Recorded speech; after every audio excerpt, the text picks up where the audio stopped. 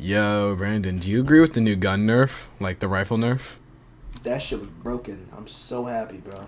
Oh, it sucks because I'm a Storm's Eye main, you know? Rifle was like my thing. Throw a spear on, bro. Put Dedo on her, bro. You'll rock. You're good, bro. Chill.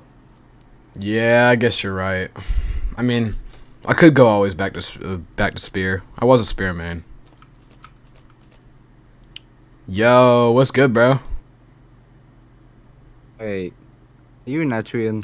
Yeah? Why? Hate Etrians. Wow. Alright, bro. What was that about? Oh, well, there's just something up with them. You know, we could box over it. You know, talking a lot of shit, bro. What are you? Come on. Bring it, bitch. Oh, come on. Alright guys, in today's video, I'll be discussing and solving the issue of what truly is the best race in Deepwoken. The best race in Deepwoken can be looked at from many aspects, but there are three specific things that I will be focusing on. These three things are percentage/chance of obtaining, innate stat points, racial passive, and look/drip as a bonus. After rating each race, I will decide what the best race out of all four of the categories are. Without further ado, let's get into the video. Adret is a race that currently has a 17.8% chance of attainment, making it extremely common to obtain. Its innate stat points are 2 willpower and 2 charisma, making it have some great innate stat points to start off with. However, the racial passive is a free autodidact, which when paired with autodidact is overpowered, but is nowhere near to the point where it can be claimed top tier. Etrian. Etrians, also known as Pale Snow, have a 15% chance of obtainment, making them still very common. Etrians always start off as Pale Snow and can be adjusted with the skin color slider, thank the dear lord. Etrian comes with 2 agility and 2 intelligence for its innate stat points, which prove it to be mediocre at best. Its main racial passive is the talent Molt, which is potion and environmental effect resistance. It is pretty decent in the Salt Chemist meta that fell off 2 weeks ago. Con, also known as the monkey race, has an 8% chance of attainment, which is severely less than the previous races mentioned. Its innate stat points are into strength and agility, which are kinda mid, but also pretty good. Its main buff is its racial passive, Versatile. Versatile allows you to equip weapons and equipment at 3 stat points lower than needed. This makes certain builds unobtainable, such as Spider's Deepwoken's Ice Gale Spear build. Overall, decent race. Tyran. Being one of the rarest races in Deepwoken with a 2.2 obtainment rate, Tyran is definitely a race worth it in Deepwoken. It has the innate stat points of willpower and agility, which are pretty good in my opinion. Its racial passive is extremely useful, being an unbreakable glider that even has a nice aesthetic to it. Definitely one of my more favored races in the game. Feline. Worst race ever. And not because it's a human cat, also because of the run-of-the-mill obtainment rate being 8%, which makes 0 sense because this race has barely any worth.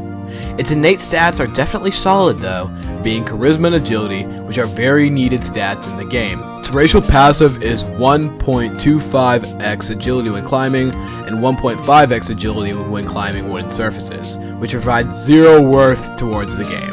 I'm re-rolling this race every time I get it. Vesperian.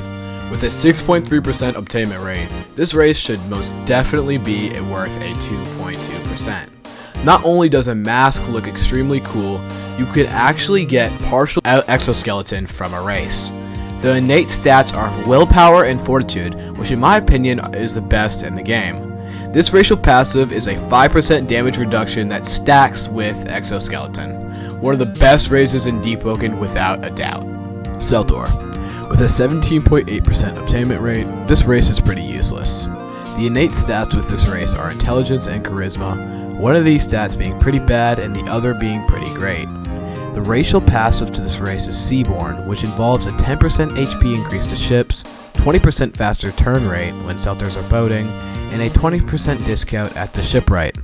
It's safe to say this race is most definitely useless. Gremor. Being the Nomad race and having a 13.3% attainment rate, this race is cool in theory, but is most definitely flawed. Its innate stats are strength and fortitude, which are definitely top tier. Its racial passive gives you a compass that points south on the top of your screen, reduced hunger loss, and if you are blind, it gives some awareness to your surroundings. This race is about in the middle between worst and best. Ganymede. With a deserved 2% obtainment rate, this race is actually beloved by most, if not all. It gives you a hat that you cannot take off without putting a helmet on, similar to Big Herbalist hat, which is extremely useful for fist builds. The innate stats are intelligence and willpower, but the traits are what make this race worth it. The racial passives include insanity resistance, parasite resistance, and the most important one, which is that deep shrines cost 1 less knowledge. This is insane for builds that need to reroll for a ton of mantras, talents, and even contractor builds. Chrit. Chrit has a 4.4% obtainment rate. It is most commonly known for its moth-like look, essentially being a moth race. Its innate stats are into agility and charisma, which are, like I've said, pretty good. Its racial passive is Mosswing Dust, which is a talent that makes you release this dust that highlights the person attacking you. Overall, pretty standard race. Canor. With a 15.2% obtainment rate, Canors are like the wolf race and serve a huge purpose when they are put together in a pack. The innate stats are strength and charisma, which are decent at best. The racial passive Canor gives is loyalty, which reduces damage that you do to your allies, which is extremely helpful in ganks. In my opinion, this race is the second best to the field of ganking, with first going to Capra.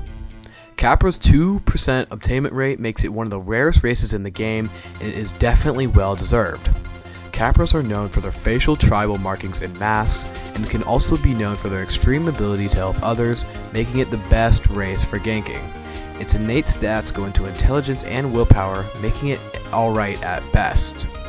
Its racial passive is what truly changes this race and distances it from others, with each variant coming with a different passive. The red variant, or the best variant, gives players Mark of Coup, which heals an ally 15% passively over the span of 30 seconds while they are sitting at a campfire. The green variant gives the player the Mark of Nemet, which buffs the food of players around you for 60 seconds.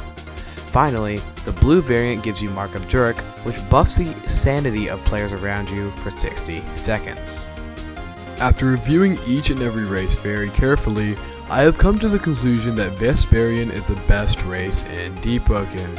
Its drip along with its 5% natural armor buff that stacks with exoskeleton is just way too overpowered to be ignored.